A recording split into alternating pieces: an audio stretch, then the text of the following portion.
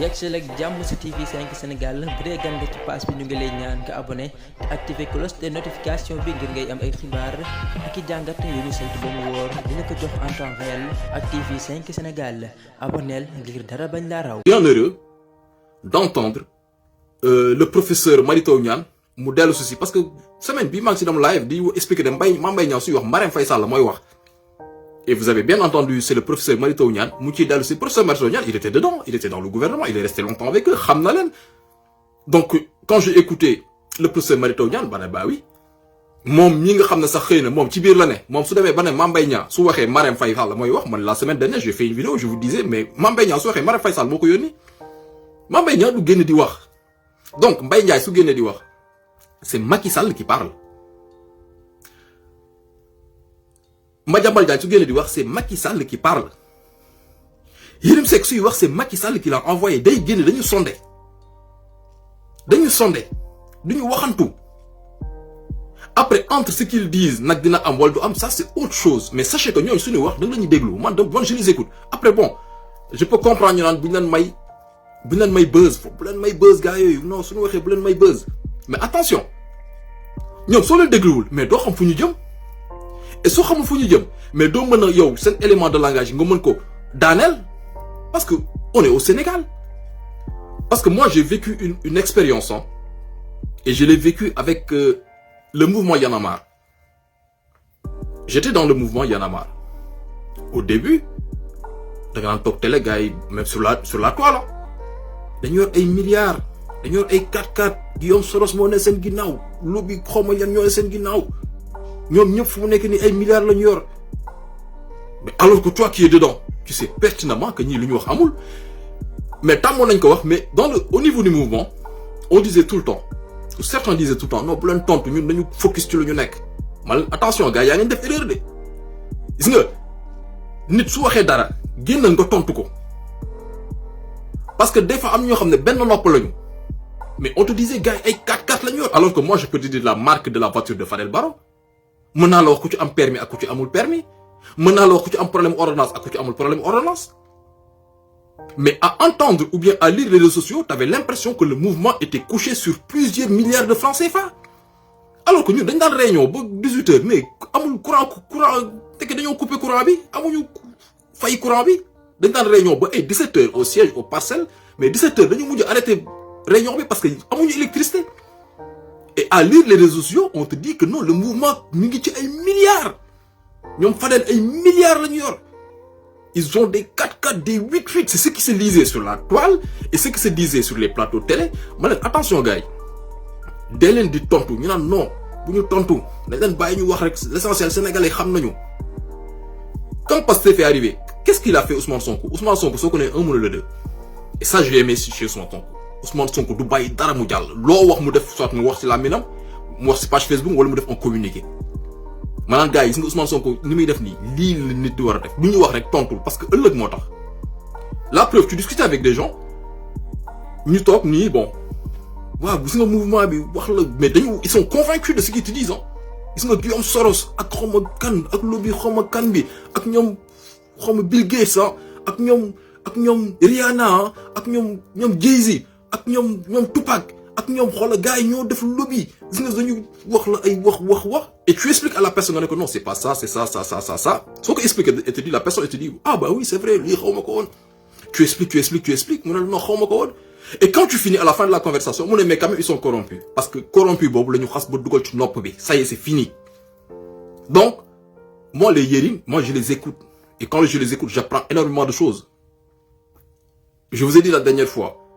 pourquoi Macky Sall a senti le besoin de faire un communiqué pour dire que les élections sont maintenues. C'est une manière de vous dire que le gars il veut pas aller aux élections. C'est logique.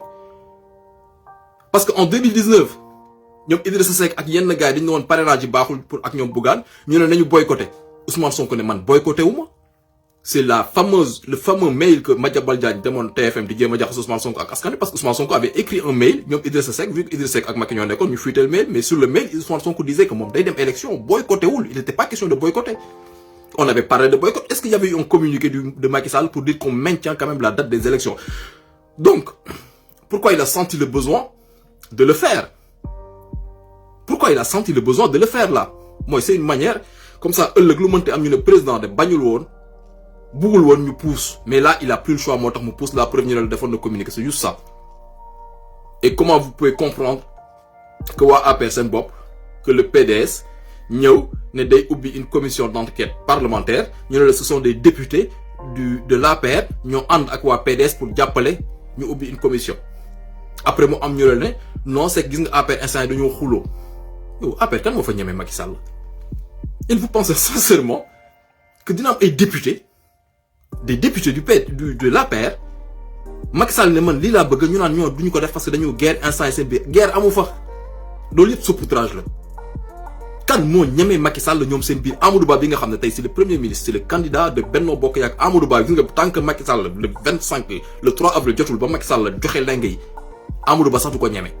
parce que c'est un homme extrêmement violent et qui fait ce qu'il veut xoolul loi xoolul lii xoolul li il fait ce qu'il veut et tant que mi ngi nekk président de la République du Sénégal il fera ce qu'il veut parce que Macky Sall noonu la ko yàlla bindee c'est un homme qui est méchant foncièrement méchant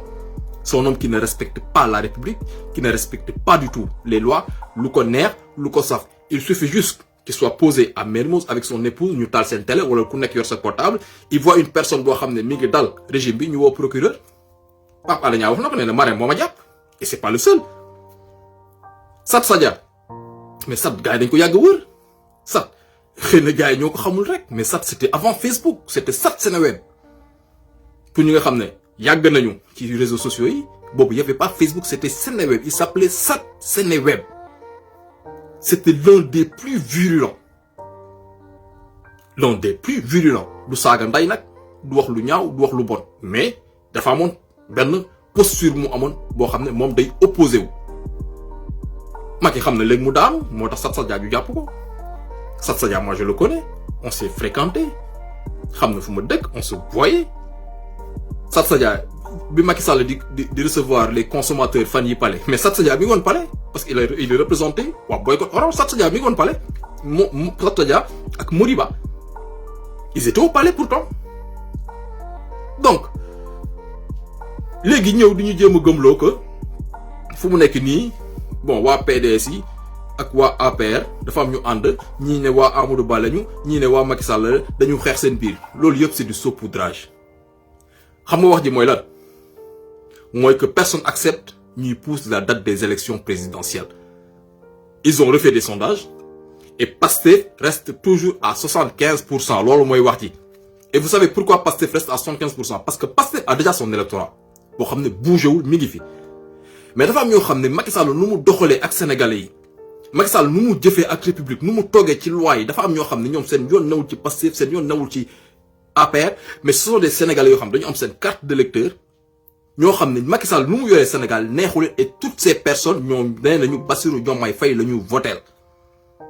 donc ñoom seen yalwaan moo këpp seen plan yi moo yàqu voilà loolu mooy wax ji seen plan moo yàqu maintenant comment faire pour pousser les élections ñoom ñooy ut buntu loolu yëpp ay buntu la ay toog naan la waa PDS yi Karim Wade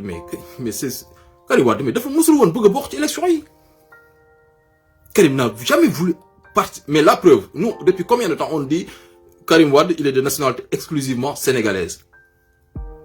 loolu la ñu doon wax Karim Wade le 26 octobre bii nii 26 octobre là ci lay doog écrire au consul de France à Doha pour renoncer à sa nationalité française 26 octobre bii nii pourtant 2019 demoon na yóbbu dossier élection législative yi newoon nañu mooy nekk tête de liste wax seen ay wax 26 octobre bii lay doog bind au consul de Doha à Qatar pour renoncer à sa nationalité française 26 octobre bii ñu weesu nii barki démb et le décret il est sorti récemment en janvier kooku fasciné wu woon bokk donc ñoom ñu ngi seen ay deal ba léegi maintenant dégg naa Maïmouna Ndour Faye ak Mounas bon ak Yérim nee na waaw xam nga même si 3 juges du conseil constitutionnel même suñu démissionné waaw loolu du tax ñu arrêté processus foofu Pape Alé Niang lay gaaruwaale foofu ñun dofuñu xam nañ ne Pape Alé Niang lay jéem a gaar parce que Pape Alé Niang qui avait écrit sur son mur Facebook avant-hier que juge conseil constitutionnel suñu démissionné dañu nar a pousse élection Maïmouna Ndour Faye di dugg foofu di si insister parce que foofu Pape Alé Niang moom rek la dafa bëggoon gaaruwaale on a compris aussi quoi loolu moom on a compris maintenant man li ma gënoon bëgg a ñëw tey sax mooy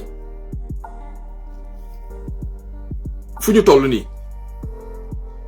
la seule chose à faire, la seule et unique chose à faire, et maintenant ça va être la clé de notre réussite pour ces élections présidentielles, ça va être la seule clé. ñoom Macky Sall fenn kese la wéer fu muy def wéeru ko ci loi wéeru ko ci doole boppam fenn rek la ko wéer ci force de défense et de sécurité yi foofu dong la ko wéer muy la gendarmerie et la police, notamment le général Moussa Fall et Bokar Yàgg foofu rek la ko wéer. Macky lépp lu mu def rek dafa jàpp ne moom par la force dina ko def parce que ku d'accordul dina yónni Moussa Fall wala Bokar Yàgg mu dóor la lu muy def yëpp foofu rek la ko teg du ci stratégie du ci lenn du ci texte de loi du ci respecter loi du ci respecter république du ci respecter dara loolu rek la foofu rek la ko teg. campagne bi su tijjee incha allah foog patriote yi ñu am fulla ak fayda et ça va être dès le début. Si dès le début nous acceptons les tracasseries de la police et de la gendarmerie, sachez que nous avons perdu ces élections présidentielles. Macky Sall, il s'en fout royalement. Il peut venir le 25 février, 3 nit voter Amadou Ba, ñu génn télé ne la Amadou Ba passe avec 5. yegsi ak jàmm ci TV5 Sénégal bu dee gan nga ci page bi ñu ngi lay ñaan nga abonné te activer cloche de notification bi ngir ngay am ay xibaar ak i jàngat yu ñu saytu ba mu wóor dina ko jox en temps réel ak TV5 Sénégal abonneel ngir dara bañ laa raw.